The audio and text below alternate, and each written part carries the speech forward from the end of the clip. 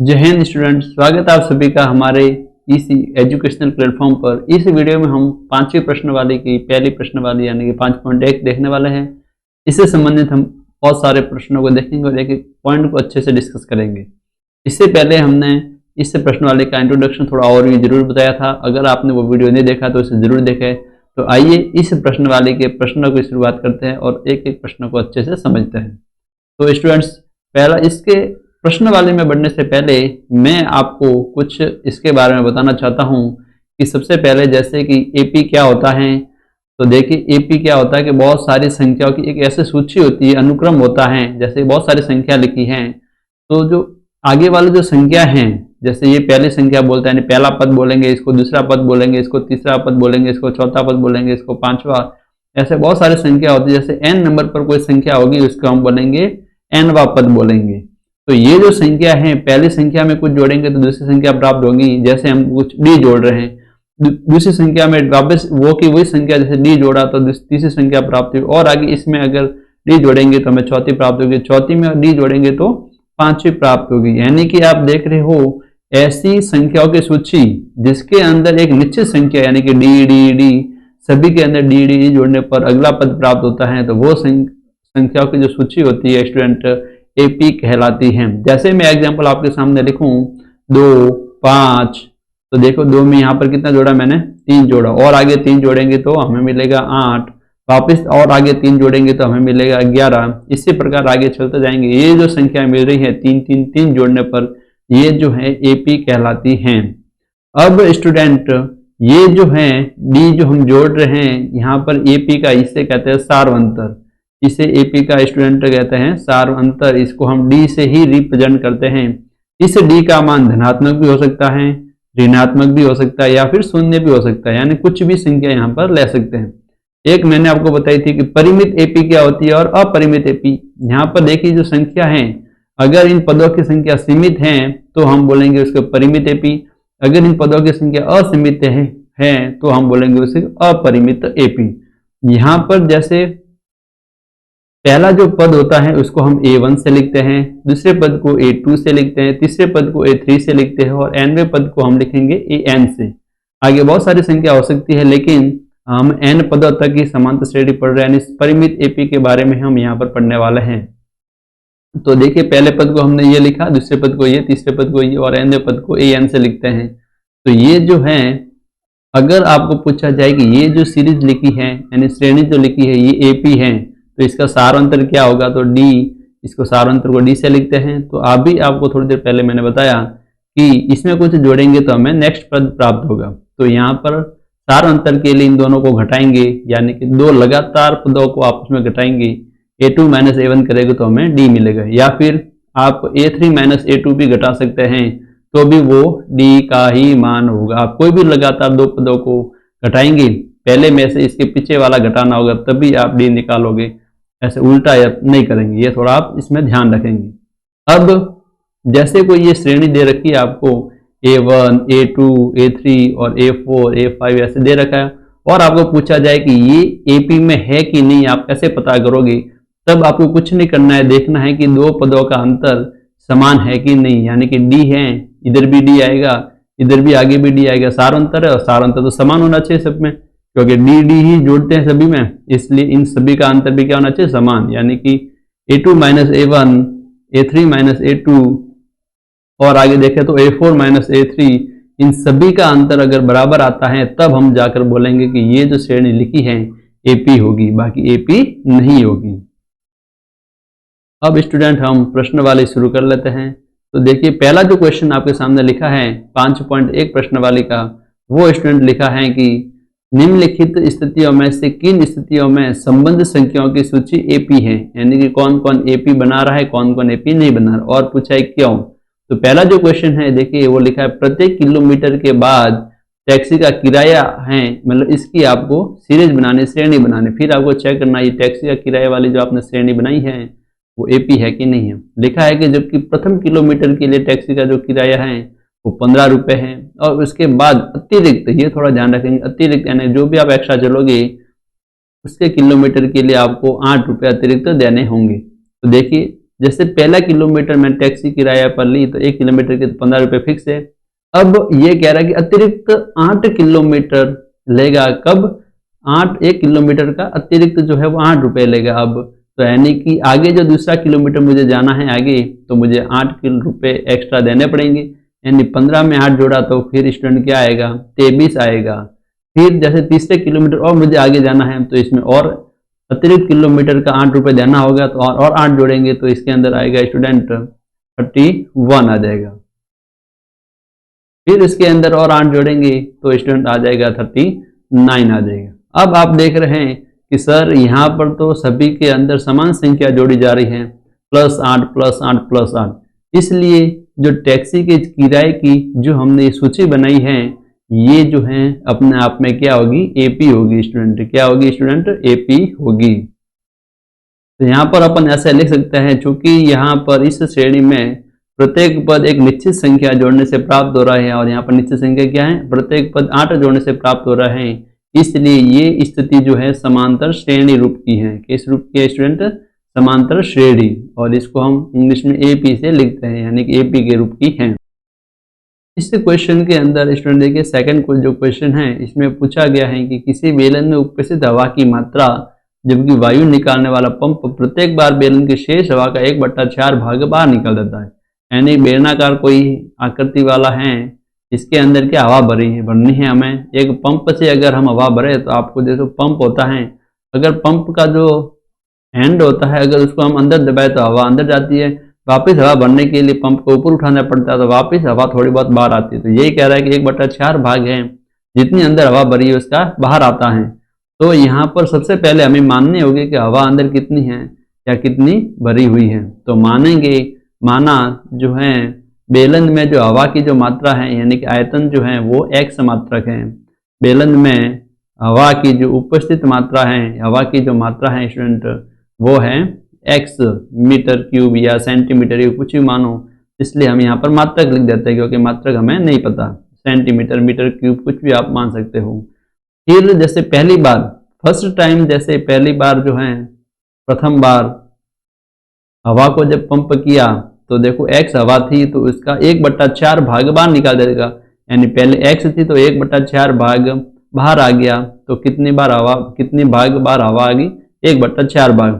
तो अब उपस्थित हवा कितनी है इसके अंदर, हमें तो किसकी श्रेणी की हमें बनानी है, किसकी संख्या की सूची बनानी, साथ साथ लिखा है उपस्थित हवा की मात्रा, किसमें बेलन के अंदर जो उपस्थित हवा है हमें उसकी श्रेणी बनानी है। यानी कि अब बेलन के अंदर पंप करने के बाद हवा जो बाहर निकल गई 1/4 भाग, अब कितनी हवा बचेगी, देखो शुरुआत के अंदर x थी, 1/4 भाग है ये तो बाहर निकल गई है, तो अब स्टूडेंट कितनी बच जाएगी, देखो x जब आप कॉमन लोगे तो देखो यहाँ पर बचेगा 1 - 4, देखो बट्टा में 1 मानो तो आप लसब वगैरह लोगे तो क्या आएगा नीचे 4, ऊपर 4 - 1 यानी कि 3/4x। यानी पहली बार जब हवा को हमने पंप किया था तो 1/4 भाग बाहर निकला, अब जो है उपस्थित हवा की मात्रा 3/4 भाग है।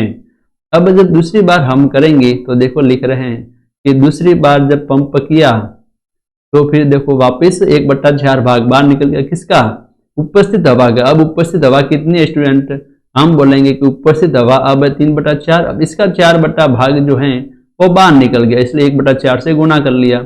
यानी कि देखो अब क्या बन गया, कोष्टक खोलेंगे तो 1 का 3 से गुणा 3, 4 का 4 से गुणा यानी 16x। यानी कि अब जो है इतनी हवा बाहर आई है, तो अब जो स्टूडेंट हैं कितनी अंदर हवा बची, तो अब हम इसे लिख देंगे। वो कैसे लिखेंगे कि यहाँ पर जो है पहले हवा उपस्थित थी 3/4x, अब उसमें से ये वाला जो भाग है हवा बाहर निकल गई तो इसको हम घटा देंगे 3/16x। आप बार बार कॉमन लेने की जरूरत नहीं है, आप डायरेक्ट लसअप ले लीजिए। तो देखो लसअप लेता हूं मैं तो 16 आ जाता है, तो 4 में 16 का भाग 4 बार, 4 का गुणा 3x से किया तो 12x, माइनस इधर आ गया 3x, इनको जब हमने घटाया तो इधर आ गया स्टूडेंट 9x बट्टा में 16 आ गया। अब इसी प्रकार आगे हम करेंगे, एक बार और मेथड अपना लेते हैं, तरीका स्टेप। तो देखो तीसरी बार जब हमने पंप किया तो वापस उपस्थित हवा का 1/4 भाग बाहर निकल गया। 1/4 भाग किसका, उपस्थित हवा का। कितने भाग अब उपस्थित हैं, तो हम बोलेंगे 9x/16 उपस्थित है, अब इनको आपस में गुणा कर लेते हैं। 1 का 9x से गुणा 9x, 4 का इससे गुणा किया तो 64, यानी कि 9x बटा 16, 64 भाग जो है अब स्टूडेंट हवा बाहर निकल जाएगी। यानी कि अब उपस्थित हवा कितनी है, उपस्थित हवा की मात्रा कब, तीसरी बार पंप करने पर। तो हम बोलेंगे पहले जो 9x बट्टा 16 भाग थी उसमें से कितनी भाग बाहर निकल गई, तो हम बोलेंगे 9x बट्टा 64। जब इसको आपस में घटाएंगे स्टूडेंट तो देखो 64 आएगा। वापस देखो लसब गार लेंगे तो 4 भाग जाएगा, 9 छक 36, x माइनस 9x। इसको जब हम करेंगे तो स्टूडेंट ये आएगा 25 के ये आएगा 27 के आसपास आएगा। तो 27x बट्टा में 64 आ जाएगा। तो पहली बार, दूसरी बार, तीसरी बार पंप किया तो ये हवा की मात्रा बचेगी। तो स्टूडेंट अब हमें जो श्रेणी बनानी है वो इसके अंदर उपस्थित हवा की मात्रा की श्रेणी बनानी है। तो देखो शुरुआत के अंदर x हवा थी तो x लिख दिया। उसके बाद कितनी हवा बची, देखो 3 बटा 4x, तो इधर लिख देते हैं 3 बटा 4x। इसके बाद स्टूडेंट देखो कितनी हवा बची, 9x बटा 16। इसके अंदर सिलेंडर के अंदर की बात कर रहे हैं। इसके बाद अंदर कितनी स्टूडेंट हवा बची, तो हम बोलेंगे 27 बटा 64x। ये आगे ऐसी हवा बचती जाएगी सिलेंडर के अंदर, ज़्यादा हमें निकालने की जरूरत नहीं है, हमें तो केवल चेक करना है कि AP है कि नहीं है। तो अभी जस्ट मैंने आपको बताया था कि ये जो श्रेणी आपको दे रखी है, चेक करने का तरीका है कि इनका सबका सार अंतर निकाल दो। देखो इस पहले पद को हम A1 बोलेंगे, दूसरे पद को A2, तीसरे को A3, चौथे को A4। 2-3 हम निकाल देते, ज़्यादा निकालने की जरूरत नहीं, पता हमें चल जाएगा। सबसे पहले हम A2 माइनस A1 करेंगे तो स्टूडेंट देखो A2 है 3 बटा 4x और A1 है x।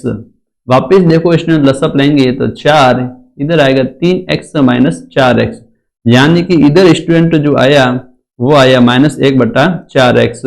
इसके बाद हम निकालेंगे A3 माइनस A2, ये A3 माइनस A2 निकालेंगे तो यहाँ पर देख लेते A3 का मान है 9x बटा 16 और A2 का जो मान है स्टूडेंट 3 बटा 4x। वापिस लसअप आएगा 16 तो 9x माइनस इधर आएगा 12x। तो 9 में से 12 जब जाएंगे स्टूडेंट तो -3x बटा 16। आप देख रहे हो कि यहाँ इन दोनों से ही पता चल रहा है कि इन दोनों का अंतर जो हमने निकाला अलग अलग, ये दोनों बराबर नहीं आए, यानी कि सार अंतर समान नहीं है। सार अंतर समान नहीं है तो वो AP नहीं होगी। अतः जो ये उपस्थित सिलेंडर के अंदर उपस्थित हवा की जो मात्रा है AP श्रेणी नहीं बना रही है, यानी कि AP ये नहीं बना रही है। अब स्टूडेंट हम तीसरे क्वेश्चन को देख लेते हैं।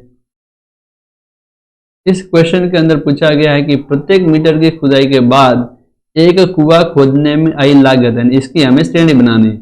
लिखा है कि प्रथम मीटर की खुदाई की लागत 150 रुपये है और बाद में प्रत्येक मीटर की खुदाई की लागत 50 रुपये बढ़ती जाती है, यानी कि हमें जोड़ना है। सेम ऐसे फर्स्ट जो क्वेश्चन किया था वैसे का वैसे। तो देखिए पहली बार जब हम खुदाई करेंगे तो यहाँ पर कितने रुपए हमें देने पड़ेंगे, तो हमें 150 रुपये देने पड़ेंगे। जब दूसरी बार और आगे खुदाई करेंगे, दूसरी बार का मतलब है एक और आगे मीटर हम खुदाई करेंगे तो फिर क्या होगा, देखिए 150 तो वो थे ही पहले मीटर के लिए, प्रथम मीटर के लिए, और दूसरे के लिए कितना हमें 50 रुपये एक्स्ट्रा देना पड़ेंगे, यानी कि 200 रुपये देने पड़ेंगे। फिर तीसरे मीटर की और खुदाई करनी है, यानी कि तीसरी बार लिख रहा हूँ मैं, तो फिर हमें देखो 200 रुपये तो थे ही 2 मीटर के लिए, तो और तीसरे मीटर के लिए एक्स्ट्रा हमें 50 रुपये और देने होंगे, तो फिर ये हो जाएंगे 250 रुपये। तो इसी प्रकार ये बात आगे बढ़ती जाएगी। तो इस प्रकार जो सूची बनी संख्याओं की वो स्टूडेंट क्या बनी, देखिए पहली बार के लिए 150 रुपये देने, दूसरी बार के लिए 200 रुपये देने, तीसरे मीटर के लिए 200-250 रुपये देने, फिर आगे ऐसी बात चलती जाएगी। इसके बाद ये AP है कि नहीं, यहाँ तो साफ साफ दिख रहा है कि दूसरे पद में आप 50 जोड़ दो, पहले पद में 50 जोड़ दो, दूसरा मिल जाएगा, दूसरे में 50 जोड़ दो, तीसरा मिल जाएगा, और आगे ऐसे 50 ऐड करते जाएंगे, मिलते जाएंगी। तो यहाँ पर देख लो सभी के अंदर समान संख्या जोड़ रहे हैं, 50-50-50 जोड़ी जा रही है, इसलिए यहाँ पर हम डायरेक्ट बोलेंगे जो सार अंतर है वो कितना होगा, 50। और इस प्रकार जो स्थिति है वो कैसी है स्टूडेंट, AP है, यानी कि समांतर श्रेणी की है। नेक्स्ट जो स्टूडेंट है चौथा क्वेश्चन, इसके अंदर क्या दे रखा है, देखिए खाते में प्रत्येक वर्ष का मिश्र धन हमें ज्ञात करना है, यानी कि इसकी हमें श्रेणी बनानी है। लिखा है कि 10,000 रुपये की राशि जो है 8% वार्षिक की दर से चक्रवर्ती ब्याज के रूप में जमा की जाती है। तो इसके लिए स्टूडेंट हमें पहले इसका मिश्र धन का सूत्र आना चाहिए। मिश्र धन का जो सूत्र होता है स्टूडेंट वो होता है ए बराबर, ए को मिश्र धन बोलते हैं। देखिए पी कोष्टक 1 प्लस आर बट्टा 100 की घात एन। अब ए क्या होता है, ए होता है स्टूडेंट मिश्र धन, पी क्या होता है, पी होता है मूलधन, और आर क्या होता है, तो आर होती है दर, और एन होता है स्टूडेंट समय होता है। तो यहाँ पर देखिए जो 10,000 रुपये ये राशि दे रखी है ये है पी यानी कि मूलधन। तो यहाँ पर लिख देते हैं कि मूलधन जो आपको दे रखा है स्टूडेंट यानी कि पी वो दे रखा है 10,000 रुपये, और दर कितने दे रखी है, दर यानी कि आर 8% दे रखी है। और यहाँ पर प्रत्येक वर्ष का मिश्र धन हमें ज्ञात करना है, यानी कि पहले वर्ष के लिए, दूसरे वर्ष के लिए, तीसरे वर्ष के लिए अलग अलग हमें निकालना होगा। तो स्टूडेंट निकालेंगे एक वर्ष का मिश्र धन हमें कितना प्राप्त होगा, देखिए वो निकाल देते हैं सबसे पहले। तो वो लिख रहा हूं मैं, एक वर्ष का मिश्र धन सूत्र होता है हमारे पास कि पी कोष्टक 1 प्लस आर बट्टा 100 की घात एन, और एक वर्ष है तो ऊपर लिखेंगे स्टूडेंट एन की जगह 1। तो देखिए सब मान लिख देते हैं, पी की जगह 10,000, कोष्टक 1 प्लस आर की जगह 8 बट्टा 100 की घात 1। तो देखिए यहाँ पर क्या होगा स्टूडेंट, 10,000 इंटू यहाँ पर जब रसद वगैरह लेंगे तो 108 बट्टा 100 हो जाएगा। अब इसको हम आपस में गुणा करेंगे तो देखिए 2 जीरो से 2 जीरो कट गए, तो यहाँ पर आएगा स्टूडेंट ये संख्या हमारे पास आ जाएगी, यानी कि 10,800 रुपये जो हैं मिश्र धन के रूप में प्राप्त होंगे। फिर 2 वर्ष का जो मिश्र धन है वो स्टूडेंट क्या आएगा, देखिए 2 वर्ष का मिश्र धन, वापिस सूत्र तो यही है, केवल n की जगह हमें यहाँ पर 2 लिखना है क्योंकि समय 2 वर्ष है। तो यहाँ पर देखो p की जगह वापस लिख देते हैं 10,000। इसके बाद हम करेंगे 1 प्लस दर तो 8 है और बट्टा में 100, ऊपर लगा देंगे 2। तो यहाँ पर वापस अगेन 10,000 इंटू 108 बट्टा 100 की घात 2 आएगी। जब इसको हम स्क्वायर को खोलेंगे तो स्टूडेंट हमें मिलेगा 108 बट्टा 100 इंटू 108 बट्टा 100, क्योंकि स्क्वायर है तो इसको 2 बार लिख दिया। ये 4 जीरो से 4 जीरो काट लेते हैं, ऊपर आएगा 108 इंटू 108। इसका जो गुणा होता है स्टूडेंट वो होता है स्टूडेंट ये 116 और 64 रुपये, यानी कि वहाँ पर आपको 2 वर्ष का जो मिश्र धन मिलेगा वो मिलेगा 11,664 रुपये। एक और हम लास्ट ज्ञात कर लेते हैं 3 वर्ष का मिश्र धन। 3 वर्ष का जो मिश्र धन होगा स्टूडेंट वापस ये का ये 10,000 इंटू 1 प्लस 8 बट्टा 100 की घात, अब 3 वर्ष के लिए तो 3 लगा देंगे तो हमें स्टूडेंट क्या मिलेगा, देखो 10,000 ऐसे कैसे, 108 की घात 3 है तो 108 को मैं 3 बार लिख देता हूँ। तो अब देखिए 0 से 0 पहले काट लेते हैं, या 4 जीरो तो 4 जीरो तो कट गई, नीचे 2 जीरो बच जाएंगे। अब इनका जो गुणा करने के बाद जो आंसर आएगा स्टूडेंट वो होगा देखिए 12,597.12 रुपये, यानी कि 12,597.12 रुपये आपको 3 वर्ष का मिश्र धन मिलेगा। अब ये हमने श्रेणी लिख दी है, यानी प्रथम वर्ष के लिए, दूसरे वर्ष के लिए, तीसरे वर्ष के लिए, इतने हमें ज्ञात करना, ज़्यादा ज्ञात करने की जरूरत नहीं है। तो इनकी जो श्रेणी बनेगी स्टूडेंट वो क्या बनेगी, देखिए सबसे पहले जो हमें 1 वर्ष का जो मिश्र धन मिला वो मिला था 10,800 रुपये, 10,800 रुपये लिख देते हैं। फिर जो नेक्स्ट टाइम जो मिलेगा वापस दूसरे वर्ष के लिए वो मिला 11,664 रुपये, ये मिला। फिर देखिए तीसरे वर्ष के जो मिला अभी जस्ट निकाला हमने 12,597.12 रुपये, और आगे हम ऐसे निकाल सकते हैं, लेकिन आगे निकालने की जरूरत नहीं है, हमें इससे ही हमें पता चल जाएगा ये पी है कि नहीं। तो इसको A1 A2 A3 ऐसे निकाल देते हैं, मान लेते हैं। फिर A2 माइनस A1 स्टूडेंट क्या होगा, देखिए 11,664 में से हम घटाएंगे 10,800, जो हमें प्राप्त होगा वो यहाँ पर लिख देंगे। फिर A3 माइनस A2 हम घटाएंगे आपस में, तो वो है 12,597.12 माइनस 11,664। इनका जो मान होता है स्टूडेंट वो होता है देखिए, पहले वाले को जब आपस में घटाएंगे तो आएगा 864 रुपये, और दूसरे वालों को आपस में घटाएंगे तो आएगा स्टूडेंट 933.12 रुपये। तो आप देख रहे हैं कि इनका अंतर दोनों का समान नहीं आया है, इसलिए ये दोनों को, ये भी सार अंतर था, ये भी सार अंतर था। सार अंतर तो एपी के लिए हमेशा समान ही होता है। यहाँ तो डी जो है सार अंतर जो है समान नहीं है। सार अंतर जब समान नहीं है स्टूडेंट तो फिर ये एपी नहीं है, इसलिए ये एपी नहीं होगी। तो ये हमने देखो चारों प्रश्न बहुत ही अच्छे से समझे। मुझे पूरी उम्मीद है कि आपने पूरे आनंद के साथ इनको पढ़ा होगा। नेक्स्ट जो क्वेश्चन है स्टूडेंट वो लिखा है कि दी गई एपी के प्रथम 4 पद लिखने हैं, पहला, दूसरा, तीसरा, चौथा। प्रथम पद को यहाँ पर इन्होंने ए लिखा है और सार अंतर को डी लिखा है। तो पहला जो क्वेश्चन है स्टूडेंट देखो, a बराबर 10 और d बराबर 10, यानी कि प्रथम पद तो आपको दे रखा है साफ साफ कितना है 10 है, तो इसको हम देखो a1 से लिखेंगे, ये आपको 10 दे रखा है। दूसरा जो पद होता है इसको हम a2 से लिखते हैं, तो देखो a2 बराबर क्या होगा, हमें पता है कि प्रथम पद जो होता है देखो a1 a2 a3 a4 ऐसे निकालना है।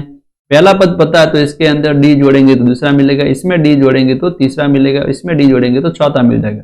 यानी कि अब इसके अंदर हम d जोड़ रहे, d यानी कि 10 जोड़ रहे हैं, तो देखो 10 में 10 जोड़े तो 20 मिल जाएगा। तीसरा जो पद है स्टूडेंट वो हो जाएगा, इसके अंदर वापस क्या जोड़ेंगे स्टूडेंट 10 जोड़ेंगे, यानी कि 20 प्लस 10 ये हो जाएंगे 30। चौथा जो पद होगा स्टूडेंट उसको हम लिखते हैं a4 से, और वो वापस इसके अंदर वापस अगेन 10 जोड़ेंगे, तो स्टूडेंट ये 30 प्लस 10 जो हो जाएगा वो हो जाएगा 40। इसलिए जो एपी बनी यानी कि समांतर श्रेणी जो बनी वो बनी स्टूडेंट, पहला पद 10, फिर 20, फिर 30, फिर 40, ऐसे आगे बढ़ते जाएंगे। तो 4 पद निकालने थे हमें और 4 पद हमने आसानी से निकाल दिए। दूसरा जो क्वेश्चन है स्टूडेंट, पहला पद आपको दे रखा है -2 और d बराबर दे रखा है 0, यानी कि प्रथम पद a1 ये तो a ही है, इसको हमने -2 लिया है। a2 क्या होगा, पहले पद में जोड़ेंगे d मतलब दे रखा है 0, प्लस 0 का मतलब 0 जोड़ना है, -2 प्लस 0 जोड़ा तो अगेन -2। a3 वापस इसके अंदर d जोड़ेंगे, d है हमारे पास 0, यानी कि -2 वापस अगेन जोड़ेंगे 0, यानी कि -2 अगेन वापस इसके अंदर जोड़ेंगे तो हमें जो मिलेगा a4 मिलेगा, यानी कि a3 में जोड़ा, यानी कि a3 का मान है -2 में 0 जोड़ा तो -2। इसलिए AP हमारे लिए क्या बन गई, -2 -2 -2 ऐसे हमने देखो 4 पद बोला था और 4 पद आसानी से निकाल दिए। तीसरा जो क्वेश्चन है स्टूडेंट वो है a बराबर 4 और d का मान लेना है -3।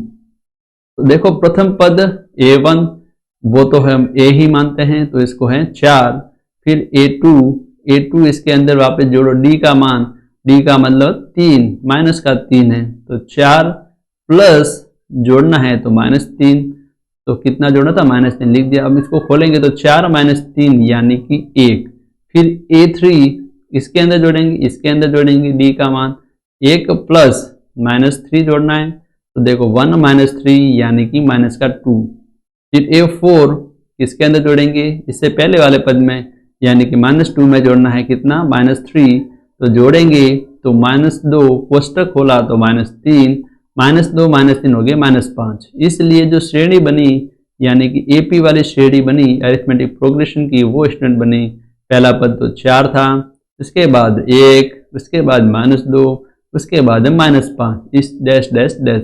आप देख रहे हैं यहाँ पर देखो डी का मान कुछ भी हो सकता है, प्लस भी हो सकता है, ऋणात्मक भी हो सकता है और 0 भी हो सकता है। यही हमने शुरुआत के अंदर लिखा था कि डी कुछ भी हो सकता है।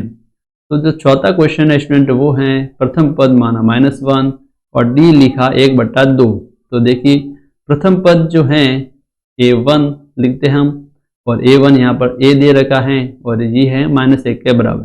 दूसरा पद है a2, इसके अंदर जोड़ेंगे, पहले पद के अंदर जब जोड़ेंगे d का मान तो -1 प्लस 1/2 किया तो -1/2 हो जाएगा। तीसरा पद निकालेंगे, वापस इसके अंदर हम जोड़ेंगे आधा, इसके अंदर इससे पहले वाले पद में, पहले वाला पद तो -1/2 है, इसके अंदर जोड़ा 1/2 तो -1/2, ये कट गया तो 0। अब a4 निकालना है तो इससे पहले वाले पद में यानी कि 0 में d जोड़ दो, 1/2 जोड़ा तो ये आ गया 1/2।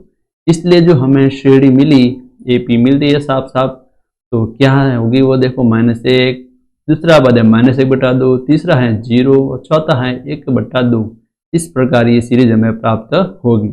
नेक्स्ट जो स्टूडेंट है, पांचवा क्वेश्चन वो है a बराबर अगर -1.25 हो और d का मान -0.25 हो तो देखो हम कैसा निकालेंगे। प्रथम पद a1 वो तो a के बराबर है, -1.25 a2 पहले वाले पद में जोड़ दो, इसे जस्ट पहला पद क्या है 1.25, कितना जोड़ना है तो हम बोलेंगे d का मान, d है -0.25, तो यहाँ पर लिखेंगे -1.25 प्लस माइनस का गुणा -0.25, जब इनको हम देखो माइनस माइनस ऐड होंगे तो -1.5 हो जाएगा।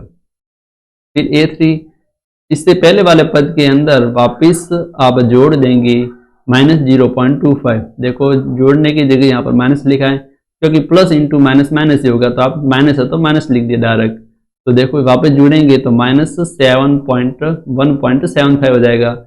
a4 है, वापस इसके अंदर इससे अगले वाले पद में पहले वाले पद के अंदर 0.25 जोड़ देंगे तो देखिए क्या होगा, माइनस माइनस अगेन जुड़ेगा तो ये हो जाएगा 2.00। तो आप देख रहे हैं कि क्या श्रेणी मिली हमें, तो मिली वो देखिए पहला पद -1.25, दूसरा मिला -1.5, तीसरा मिला -1.75, चौथा जो मिला -2। इस प्रकार हम आगे भी पद ज्ञात कर सकते थे। तो पहले दूसरे क्वेश्चन को हमने बहुत अच्छे से देखा। इससे आगे के वीडियो स्टूडेंट हम नेक्स्ट क्लास में डिस्कस करेंगे। तब तक के लिए जय हिंद, टेक केयर, बाय बाय।